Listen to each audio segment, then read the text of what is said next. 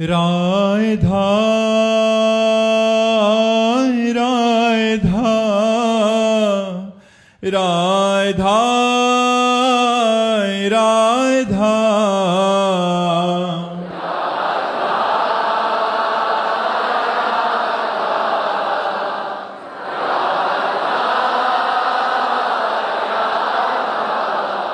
हाय राधा राधा राधा राधा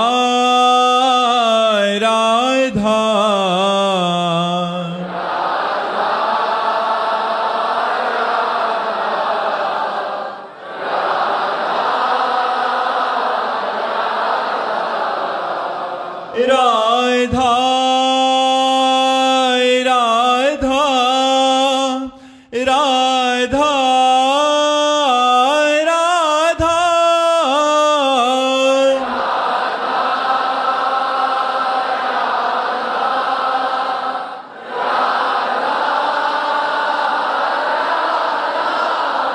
हाय राधा राधा राधा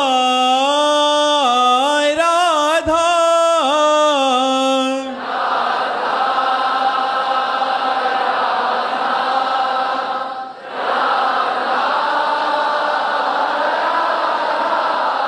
हाय राधा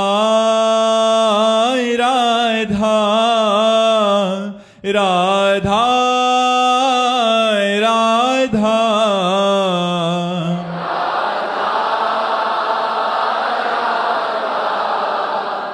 राधा राधा श्री राधा वल्लभ लाल की, समस्त संत हरि भक्तन की, श्री वृंदावन धाम की, सतगुरुदेव भगवान की। रुद्रपाल सिंह जी। राधे राधे महाराज जी। महाराज जी, भगवान के दिव्य पार्षदों व सिद्ध महापुरुषों में भी कभी कभी ऐसी लीलाएं देखी जाती हैं, काम क्रोध रूपी छठ विकारों का प्रादुर्भाव देखा जाता है, जैसे कि सनत सनंदन तथा देव ऋषि नारद जी जो भगवान की लीला का आधार होते हैं। तो मेरा महाराज जी प्रश्न आया कि जब जीव भगवत प्राप्ति कर लेता है तो वो भगवत स्वरूप हो जाता है, तो पांच भौतिक शरीर में तो स्वाभाविक है, परंतु जब वो दिव्य शरीरों में भी ऐसा भाव आता है तो महाराज जी हमें क्या समझना चाहिए साधकों में? जब हम तुम एक ही बराबर के हो गए और संसार को अब कोई नाटक दिखाना है हमें, तो हम तुम वैसे ही स्वांग करेंगे ना। अगर चतुर खिलाड़ी हैं तो सनक सनंदन सनातन सनत कुमार भगवान के अवतार हैं। आप 24 अवतारों में आप देखिए, ये प्रथम सर्ग प्रथम भगवान का अवतार है सनक सनंदन सनातन सनत कुमार। इनमें क्रोध नहीं है, इनमें भगवान की लीला की उत्पत्ति छुपी हुई है। अब भगवान लीला करना चाहते हैं जगत में आकर राम रूप से। अब उस लीला का विरोधी भी कोई होना चाहिए जिससे रंग बढ़े लीला में, तो रावण रूपी विरोधी चाहिए। तो रावण रूपी विरोधी कैसे बने? तो सनक सनंदन ने साफ दे दिया जय विजय को, क्योंकि निजी पार्षद ही भगवान का विरोध सह सकते, दूसरा तो सह नहीं सकता। जो ऐसे भगवान वैसे भगवान के पार्षद तो लीला करने के लिए जय विजय बन गए रावण कुंभकर्ण, और सरकार का अवतार होता है राम के रूप में, और विविध प्रकार की पावन लीलाओं की गाथा जो जगत का मंगल करने वाली है। नारद आदि महापुरुष सनकादि महापुरुषों में न काम है, न क्रोध है, न लोभ है, न मोह है, न मद है, न मत्सर है। वो लीला के लिए सूत्र है, इसलिए उनका मिलान अपने कर्म बंधन से युक्त शरीरों से नहीं किया जा सकता। वो दिव्य महापुरुष थोड़ी देर के लिए क्रोध का अभिनय करते हैं क्योंकि उनको लीला प्रकट करनी है। वो दिव्य महापुरुष थोड़ी देर के लिए काम का अभिनय करते हैं, ना कि उनमें कामना है। इसलिए जो सिद्ध महापुरुष भगवान को प्राप्त हो गए हैं, हम इसीलिए उनको समझ नहीं पाते क्योंकि उनकी बाह्य चेष्टा जन साधारण जैसी रहती है। ऐसे ही भगवान की दिव्य लीलाओं में जो दिव्य महापुरुष हैं वो सब निर्विकार हैं, केवल भगवान की प्रेरणा से थोड़ी देर के लिए वो विकार का अनुभव करते हुए स्वांग कर रहे हैं कि हाँ भाई सनकादि क्रोध से युक्त हो गए। जो निरंतर ब्रह्मानंद में मग्न है वहां क्रोध कहां? जो अद्वैत निष्ठा ब्रह्म को प्राप्त हो गए हैं तो द्वैत के बिना क्रोध कहां आ सकता है? तो ये बातें समझनी है। पुष्कर सिंह जी कानपुर से। राधे राधे महाराज जी। महाराज जी, आपके वचनों को सुनकर भक्ति मार्ग पर चलने का प्रयास कर रहा हूं। आपके श्रीमुख से सुना है कि एक ऐसी अवस्था आती है जिसे प्राप्त करने के बाद फिर कुछ पाने की इच्छा नहीं रह जाती, कुछ जानना बाकी नहीं रह जाता। महाराज जी, साधक ऐसा क्या प्राप्त कर लेता है कि उसके भीतर फिर कुछ भी पाने की, जानने की इच्छा शेष नहीं रह जाती? उस अवस्था को कैसे प्राप्त कर सकते हैं? ये रहस्य है, अगर समझ में आ जाए आपकी। आत्मा पूर्ण तृप्त है, आत्मा में कभी अभाव नहीं होता, आत्मा पूर्ण काम है, आत्मा आनंद स्वरूप है, आत्मा प्रेम स्वरूप है, आत्मा चिदानंदमय है और वो मैं हूं। शरीर अपूर्ण है, अतृप्त है, सकाम है, नाशवान है, दुखमय है, परिवर्तनशील है, व्याधियों से युक्त है। तो जब हम शरीर में मैं बुद्धि कर लेते हैं तो हमारे कामनाएं प्रकट हो जाती हैं, हमारी चिंताएं प्रकट हो जाती हैं, हमारे दुख प्रकट हो जाता है, विशेष विशेष प्रकार की वासनाएं प्रकट हो जाती हैं। वही मैं अज्ञान के द्वारा निवृत्त होकर जो आत्मस्वरूप में स्थित हो जाता है तो वही आत्मा हमारी भगवान है। चाहे भगवान में स्थित हो जाए या आत्मस्वरूप में स्थित हो जाए, तो जहां भगवान में स्थित हुआ तो पूर्ण काम, परमानंदमय, अखंड शांति, ये सब उसको प्राप्त हो जाती है। अब उसे कुछ जानना बाकी नहीं रहता, कुछ पाना बाकी नहीं रहता, कोई चाह नहीं रहती, कोई सोच नहीं रहती, एक परमानंदमय स्थिति, गाढ़ आनंद। जैसे सुषुप्ति में कोई कामना, कोई स्फुरणा, कोई वासना कुछ नहीं रहती, लेकिन वो घोर तमोगुणी है। ऐसे जागृत में त्रिगुणातीत अवस्था अपने आत्मस्वरूप को प्राप्त होकर ज्ञानी महात्मा पूर्ण निष्काम हो जाता है।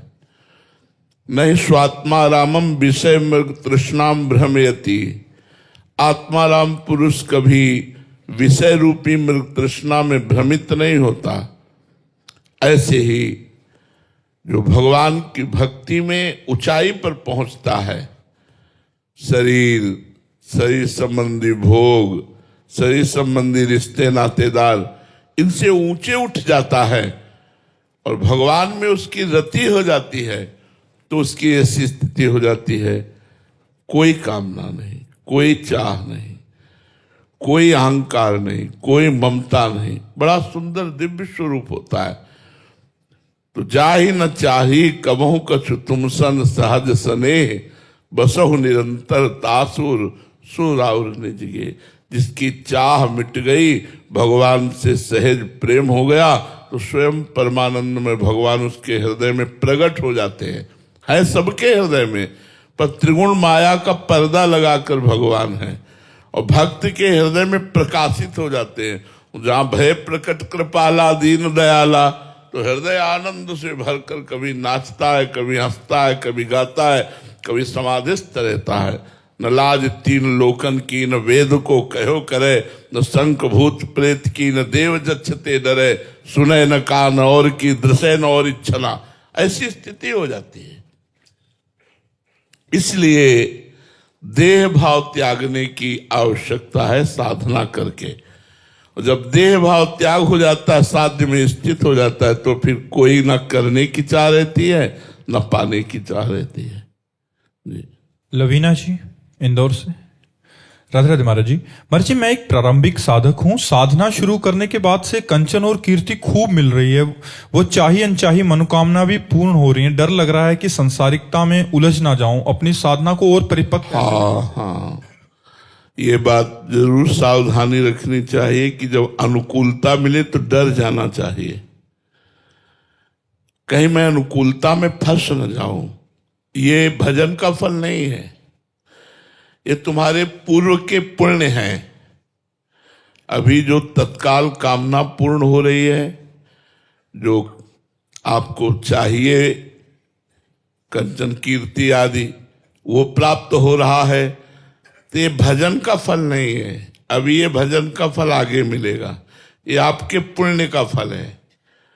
नहीं तो एक से एक बड़े भजनानंदी है, पूरा जीवन दुख में जा रहा है, तो क्या मतलब है?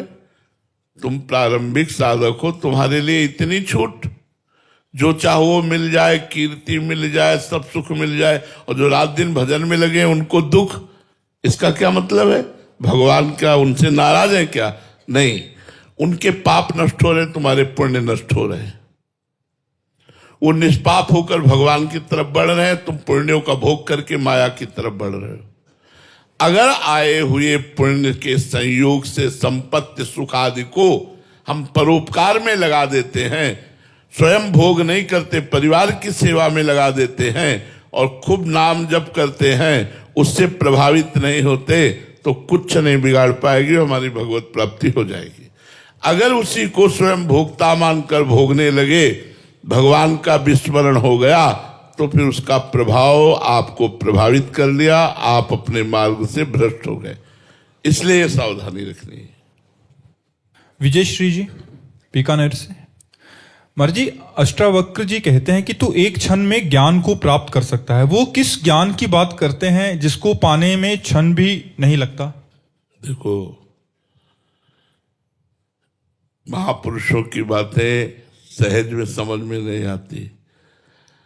हजारों जन्म की साधना के बाद मुमुक्षुता प्रकट होती है। भगवान शंकराचार्य जी ने कहा, विवेक चूड़ामणि में देख लो, हजारों जन्मों के सुकृत और साधना जब एकत्रित होते हैं, तब जीव के मन में आता है कि मैं संसार से मुक्त हो जाऊं, और वो मुमुक्षु से कहते हैं जो मोक्ष प्राप्ति के लिए व्याकुल हो जाए।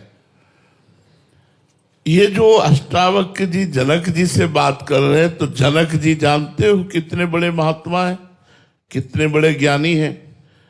अष्टावक्र जी कह रहे हैं, घोड़े की रकाब पर पैर रखकर उसके पीठ में बैठने में जितना समय लगता है, उतने में तुम्हें मैं ब्रह्मबोध प्रदान कर दूंगा। किसको? जनक जी को। हमें नहीं, हमें तो रगड़ करनी पड़ेगी।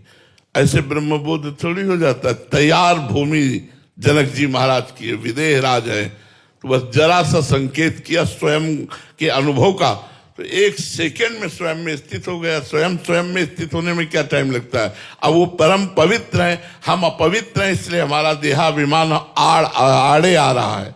वो दीवाल की तरह मैं और देह के बीच में है। अब वो दीवाल गिरे अहंकार की, तब तो बात बने साधना से। मैं पुरुष हूं, मैं स्त्री हूं, मैं विद्वान हूं, मैं धनवान हूं, मैं कुलवान हूं, मैं मैं ये जो मैं की दीवार लग गई है प्रकृति जनित, इसे हटानी पड़ेगी। परमात्मा जनित जो मैं है वो शुद्ध ब्रह्म है, अहम ब्रह्मास्मि। और जो अहम है वो मलिन मायाकृत है। यही बीच में मेड़ है, ये मेड़ मिट जाए, सच्चिदानंद सुख का अनुभव हो जाए। कोई भी साधक हो, सबको भगवत प्राप्ति का बढ़िया अवसर मिला है, मनुष्य शरीर मिला है। हमें लगता है यार भगवत प्राप्ति न सही तो नाम जप तो कर ही लो। ऐसा नाम जप कर लो कि अगला जन्म फिर मनुष्य का मिले, फिर भजन होए।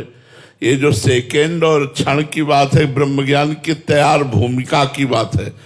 बिल्कुल तैयार हैं, बस केवल आग लगाने की जरूरत है। बिल्कुल पेट्रोल की तरह तैयार हो चुके हुए, बस ज्ञानाग्नि केवल फेंकनी है कि ज्वाला जल उठी ज्ञान की। वो है जनक जी महाराज और उपदेष्टा है अष्टावक्र जी। तो वैसी भूमिका सबकी थोड़ी तैयार है। इसलिए खूब नाम जप करो। नाम जप से परम मंगल हो जाएगा, ब्रह्मबोध भी हो जाएगा, प्रेम भी हो जाएगा, मोक्ष भी मिल जाएगा। जो चाहोगे वो सब नाम से प्राप्त हो जाएगा। ओम प्रकाश गर्ग जी मध्य प्रदेश से। राधे राधे महाराज जी। महाराज जी, जीवन के इस अंतिम पड़ाव में जब शरीर शिथिल हो रहा है तब भी मन दूसरों के प्रति ईर्ष्या और क्रोध के विकार शांत नहीं कर पा रहा। हाँ, चूंकि अभ्यास नहीं किया ना पहले से अध्यात्म का, अभ्यास न होने के कारण शरीर बुढ़ा गया, मन बुद्धि थोड़ी बुढ़ा गए। मन बुद्धि तो नवीन ही रहते, शरीर बुढ़ा गया है, मन बुद्धि तो वही है। ये कभी थकित नहीं होते हुए, कभी पुराने नहीं होते। ये नवम नवम भोग, नवम नवम राग द्वेष ईर्ष्या ये पैदा करते रहते हैं। इसी के रोकने के लिए भगवान का भजन है। यदि भगवान का नाम जप करो तो सब ठीक हो जाएगा। जासु नाम भव भेषज हरन घोर त्रयशूल, दैहिक दैविक भौतिक तापों का नाश और संसार के आवागमन चक्र से मुक्ति, ये सब भगवान के नाम से मिल जाएगी। इसलिए नाम जप करो अधिक से अधिक, राग द्वेष के चक्कर में मत पड़ो। चलना है यहां से, मरना है। एक काल का कसाई वाला है मृत्यु लोक, सबको मरना है। कोई आज, कोई कल, कोई परसों, पर मरना प्यारे सबको है। कुछ ऐसा कर लो जो यहां से ले जाओ। ये बैंक बैलेंस, ये बड़े बड़े पद, बड़ा बड़ा परिवार, मित्र समुदाय, ये तुम्हारे साथ जाने वाला नहीं। तुम्हारा शरीर भी आग में जला दिया जाएगा या मिट्टी में गाड़ दिया जाएगा। केवल तुम्हारे किए हुए पाप और पुण्य कर्म तुम्हारे साथ जाएंगे। इसलिए भगवान का नाम जप कर लो, जो पाप और पुण्य दोनों से उठाकर तुम्हें परमानंद की प्राप्ति कराए। नाम जप के बिना कुछ नहीं होने वाला। हमारी बात बिल्कुल पकड़ लो। इसलिए जिसको जो गुरुदेव ने नाम दिया है, राम कृष्ण हरि वाहेगुरु, जो भी नाम दिया है, खूब नाम जप करो। नाम जप से ही मंगल होने वाला है, बिना नाम जप के नहीं। वसुंधरा गौड़ जी। राधे राधे महाराज जी। महाराज जी, आपके चरणों में कोटि कोटि प्रणाम। महाराज जी, मुझसे संतों के प्रति और आपके प्रति मन वचन से कोई अपराध बन गया है शायद, जिसके फलस्वरूप भजन में बहुत आलस प्रमाद आ गया है। श्री जी के लिए रोना जो पहले आता था वो भी गायब सा हो गया। महाराज जी, आप कोई दंड दें या कोई प्रायश्चित बता दीजिए। रोज सुबह प्रातः उठ करके वृंदावन को प्रणाम करके जो हम बोलते हैं वो बोला करो। हे वृंदावन धाम, हमारे जाने अनजाने में व्यक्त अव्यक्त महापुरुषों से यदि कोई अपराध आपका बन गया हो तो आप हमें क्षमा करें। हर वृंदावन वासी को रोज वृंदावन धाम से प्रार्थना करनी चाहिए कि रोज प्रार्थना करें कि जाने अनजाने में यदि कोई अपराध बन गया हो, व्यक्त अव्यक्त महापुरुषों का अपराध बन गया हो, तो हे धाम कृपा करके मुझे क्षमा कर दो। तो जो अपराध होंगे वो सब भस्म हो जाएंगे और बुद्धि शुद्ध हो जाएगी, अपराध बनेंगे ही नहीं। ऐसा करो। संस्कृति जी। राधे राधे महाराज जी। महाराज जी, बाहर की दुनिया का संघर्ष और अंदर की दुनिया का संघर्ष, दोनों में बैलेंस कैसे करें? अगर बाहर हम किसी से प्रेम करते हैं तो हम ये आकांक्षा रखते हैं कि वैसा ही प्रेम मिले, बट नहीं मिलता तो फिर महाराज जी अंदर से दुखी हो जाते हैं। ऐसे में आपने आपको कैसे? देखो, बाहर तो जितना जगत है उसको कहा गया विषम। कभी सम तो हो नहीं सकता संसार। जीत विषम संसार, संसार विषम है। और भगवान ने इस संसार को लिखा है दुखालयम अशाश्वतम, दुख देने वाला और नाशवान। फिर आप इसमें सुख कैसे पा सकते हैं? फिर आप इसमें प्रेम कैसे पा सकते हैं? जब तक सब में भगवान को नहीं देखोगे तब तक दुख मिलेगा, परिवर्तन मिलेगा, विषमता मिलेगी, अंदर से हमारे पश्चाताप, शोक, चिंता, भय ये मिलेंगे। अगर इसी संसार के व्यवहार में हम जिस व्यक्ति से प्यार कर रहे हैं उसमें हम झांक के देखें कि मेरे भगवान बैठे हुए हैं और उन भगवान से प्यार करें, तो हमें कभी भी दुख नहीं हो सकता, क्योंकि उसकी हर चेष्टा मुझे अच्छी लगेगी। वो गाली भी देगा, प्रतिकूलता भी करेगा तो अच्छा लगेगा। मेरे भगवान है ना, इस रूप में मेरे भगवान हैं। जब तक भगवत भाव नहीं रखोगे तो संसार दुखमय है, संसार विषम है, संसार में द्वंद्व है, कभी लाभ कभी हानि, कभी सुख कभी दुख, कभी मान कभी अपमान, कभी जय कभी पराजय, ये सब बना रहेगा। इसलिए सर्वतोभावेन भगवान की शरण में होकर भगवान का नाम जप करते हुए सब में भगवत भावना की जाए तो अंदर और बाहर दोनों जगह का बैलेंस बन जाएगा। अगर भजन नहीं है, भगवत शरणागति नहीं है, तो ना बाहर का बैलेंस बनेगा ना भीतर का बैलेंस बनेगा। बेमतलब में निगेटिव विचार सोचकर जलते रहोगे, अशांत रहोगे, क्योंकि अंदर विवेक नहीं जागृत हुआ। बाहर बेमतलब की कल्पना करके किसी से अनुकूल, किसी से प्रतिकूल, किसी से राग, किसी से द्वेष, हमारा जीवन व्यर्थ चला जाएगा। तो यदि हम बाहर और भीतर दोनों जगह मंगल चाहते हैं तो गोस्वामी तुलसीदास जी कह रहे हैं, राम नाम मणि दीप धरी, जीह देहरी द्वार, तुलसी भीतर बाहिरो, जो चाहसी उजियार। बोले भगवान के नाम रूपी मणि को जीभ रूपी द्वार पे रख लो तो भीतर भी बैलेंस बन जाएगा और बाहर भी आनंद रहेगा। बाहर भी आनंद, विवेक अंदर जागृत हो गया ना तो हर बात दुख वाली काट कर आनंद प्रदान करेगा। पर राम नाम मणि दीप धरी, जीह देहरी द्वार, यजिभ्यागे वर्तते नाम तुभ्यम। नाम जीह जप जागे जोगी। आहा, इस संसार की मोह निद्रा से योगी जाग जाता है नाम जप करके। अगर जीभ से नाम जप करोगे तो कंठ में जाएगा, कंठ से हृदय में जाएगा, और जब हृदय से नाम चलेगा तो भगवत साक्षात्कार हो जाएगा। इसलिए भीतर और बाहर के बैलेंस को बनाने के लिए भगवान की शरण में होकर भगवान का नाम जप करो।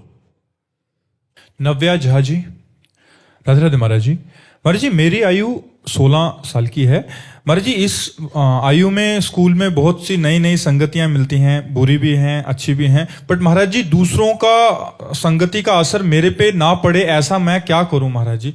बिना ज्ञान के ऐसा नहीं हो सकता बच्चा। जित संग दोषा तो अध्यात्म नित्या। जो नित्य आत्म स्वरूप के ज्ञान में स्थित रहता है उसको किसी भी संग दोष का प्रभाव नहीं पड़ता, नहीं तो संग का प्रभाव पड़ जाएगा। एक बार काटेंगे, 2 बार काटेंगे, तीसरी बार वो बात हमारे अंदर बैठ ही जाएगी। वो बात काटने के लिए एक सतत ज्ञान रूपी तलवार चाहिए जिससे कुसंग का हमारे ऊपर प्रभाव न पड़े। को न कुसंगति पाए न साई, रहाय न नीच मते चतुराई। चाहे जितना बड़ा चतुर हो, यदि उसे कुसंग मिला तो धीरे धीरे पतित तो हो ही जाएगा, यदि उसे ज्ञान नहीं है तो। और ज्ञान है तो जो रहे उत्तम प्रकृति का कर सकत कुसंग, चंदन विष व्यापत नहीं, लपटे रहत भुजंग। अगर हमारा उत्तम स्वभाव भागवतिक हो गया है तो बुरे लोगों पर भी हमारा अच्छा प्रभाव पड़ेगा, उनका बुरा प्रभाव हमारे ऊपर नहीं पड़ेगा। और जब तक भागवतिक सामर्थ्य नहीं है तो बुरा प्रभाव बहुत जल्दी पड़ जाता है। इसलिए बच्चा नाम जप करो, राधा राधा राधा राधा राधा, और सत्संग सुनो, 2 बातें करो तो तुम्हें अध्यात्म ज्ञान हो जाएगा, जिससे जित संग दोषा, किसी भी दोष का प्रभाव आपके ऊपर नहीं पड़ेगा। सोनिया जी कुरुक्षेत्र से, राधे राधे महाराज जी। महाराज जी, 2 साल पहले मैं गहन डिप्रेशन में चली गई थी। फिर एक दिन मैंने आपको यूट्यूब के माध्यम से देखा और आपकी बातें फॉलो करना शुरू की, और धीरे धीरे मैं महाराज जी अभी ठीक हो गई हूँ। मेरे डॉक्टर और दवाई दोनों का काम आपने किया। मेरे लिए आप भगवान बन के आए महाराज जी, मेरे को एक नया जीवन दिया, इसलिए आपका धन्यवाद करना चाहते थे। धन्यवाद तो आपका है जो आपने हमारी बात को सुन करके उस पर चलने का प्रयास किया और आप लाभ को प्राप्त हुए, तो हमारा जीवन धन्य हो गया। यदि हमारी बातें सुनकर आप लोगों को लाभ न मिले, आपको आनंद न मिले, आपकी गंदी बातें न छूटे, तो हमारा बोलना बकवास ही तो रहा, व्यर्थ ही तो रहा। तो आपने हमारी बात को सुनकर, हमारी बात को मानकर अपने को भी धन्य किया और हमको भी धन्य किया। संत समागम का फल यही है कि आपकी मानसिकता सुधर जाए, आपकी गंदे आचरण छूट जाए, आप चिंता भय शोक से मुक्त होकर आनंद को प्राप्त हो। यही संत समागम का फल है। ज्ञानेश्वर जी महाराष्ट्र से। राधे राधे महाराज जी। महाराज जी, भजन कहाँ साधक का खर्च होता है और साधक भजन बचाने के लिए क्या सावधानी रखे? देखो, यदि भगवान की शरण में साधक है हृदय से और हर कर्म भगवत अर्पण करता है, कृष्णार्पणमस्तु, तो उसका फिर सरकारी खजाने से काम चलता है, उसका भजन नहीं कटता। जो साधक अहम पूर्ण साधना से साधना करता है, भगवान की कृपा और भगवान की चरणों की हृदय से शरणागति स्वीकृत पूर्ण नहीं हुई है, तो प्रणाम से भजन नष्ट होता है। जब लोग प्रणाम करते हैं तो जो हमें प्रणाम करते हैं उससे हमारा भजन उस प्रणाम करने वालों के पास जाएगा। जो हमें कपड़ा देते हैं हमारा भजन उनके पास जाएगा। जो हमें भोजन देते हैं हमारा भजन उनके पास जाएगा।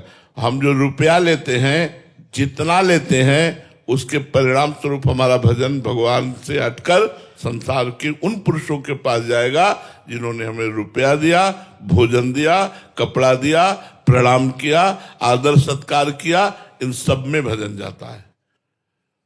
तभी भगवत प्राप्ति जिनको करनी होती, समाज से बच के, रोटी मांग के, खा के, फटे पुराने कपड़े पहनकर अपने भजन को बचाते हैं और बचा करके उसे पचाते हैं और पचाकर भगवान को प्राप्त हो जाते हैं। और जो साधक शरणागत होता है वो ये नहीं देखता कि ये व्यक्ति दे रहा है, वो देखता है मेरे भगवान इस रूप में आकर मुझे दे रहे हैं। उसका भजन नष्ट नहीं होगा। बस ध्यान देने योग्य, मेरे भगवान ही ने कहा है, अनन्यस चिंतयन्तो माम ये जना परिपासते तेसाम नित्याभियुक्ता नाम योगक्षेमम वहाम्यहम्।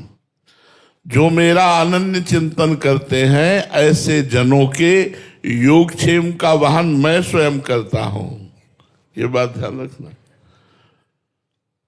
जो निरंतर भगवान की शरण में रहकर भगवान का चिंतन करता है, उसे चाहे रुपया दो, पैसा दो, भेंट, कुछ भी, जो प्रणाम नमस्कार सब आपको तो मिलेगा उसका लाभ, लेकिन उस संत का कुछ भी नहीं जाने वाला, क्योंकि वहां योगक्षेमम वहाम्यहम् भगवान के वचन है।